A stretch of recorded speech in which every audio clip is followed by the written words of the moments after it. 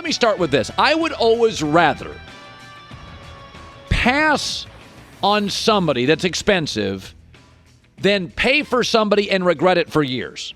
The worst thing in salary cap sports, like, the NBA or NFL, is you're stuck with a terrible John Wall contract. That is the worst place. Listen, I would have some regret if I passed on a great player, but it's the NBA. There's always another trade and another player available. What you don't want is a terrible contract that you can't move.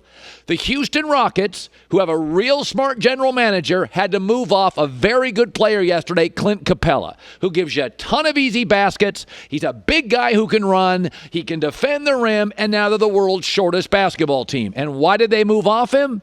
Russell Westbrook. They are trapped. $41.5 million for the next 4 years. He can't shoot. The game's moving away from him. He can't play with anybody, and he's hard to coach. I don't always love Harden, but he's coachable, and the game's moving into him. So here's a prime example. They had to get rid of Capela. They love Capela. 2 years ago, all I heard, I love Capela. I was like, he's okay. I love Capela. Last year, I love Capela. I'm like, I like Capela. Now, all of a sudden, he no good. So they have no rim protector. Good luck in the West, facing Anthony Davis, facing the Joker in Denver, Gobert, Giannis in the East with no rim protector. They got rid of him for one reason. They loved him. Russell Westbrook. I'll say it again. He's shooting 23% from threes. Think about this. Of all the NBA players who have shot at least 80 threes, Westbrook is 236 out of 236 players. Dead last in the league. He's a guard. If he was a center or a power forward, he's a guard.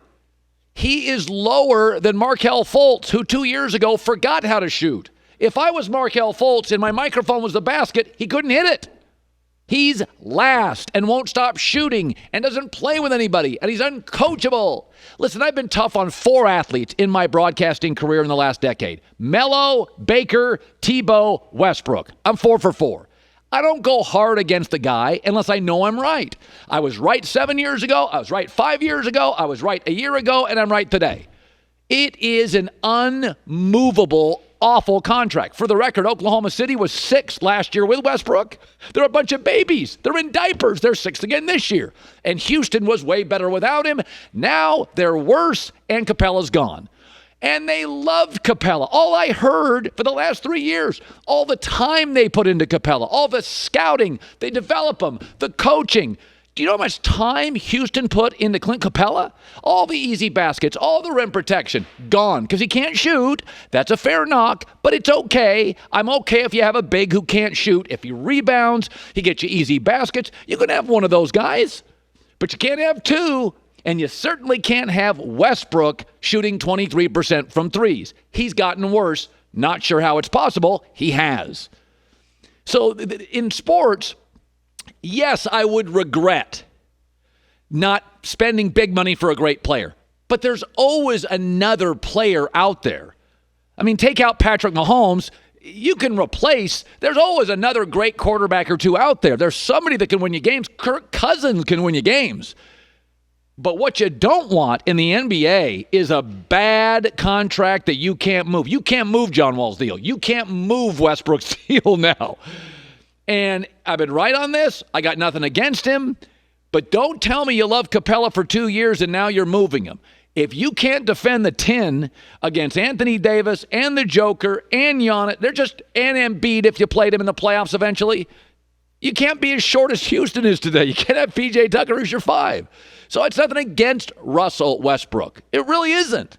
But I've been right on this. I'm right again. Houston's worse with him. OKC's fine without him. And his contract's $41.5 large. Folks, he's 236th out of 236 guys shooting threes. I mean, Houston 2 years ago was a Chris Paul hamstring from beating the Warriors and getting to the finals and probably winning it. Now, they don't even have an identity. Their identity is they're the shortest team in the league with one guy who can consistently nail a three. I still don't think Daryl Morey wanted Westbrook. My gut feeling is the owner wanted him. The GM didn't. He didn't make any sense day one analytically. It didn't make sense. All right, let's shift to this. So the Miami Heat are back. Now, not like back to winning the title, but they're pretty good. And they're interesting. It looks like they're going to get Andre Iguodala. Andre Iguodala at this point is an expensive old guy who situationally can help you a little in the half court. He's not changing. He's not beating Milwaukee. He's not going to beat the Clippers or Lakers. But it makes him interesting. So let's think about this.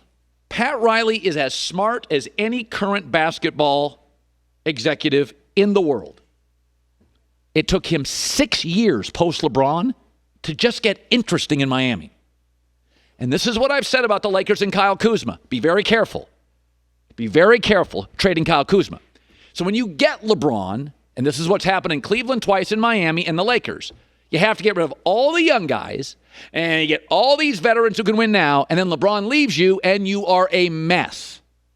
Miami, in a great city, with a great history, with a brilliant, brilliant basketball mind in Pat Riley. It took him, if this deal goes through, 6 years just to get, quote unquote, interesting in the East.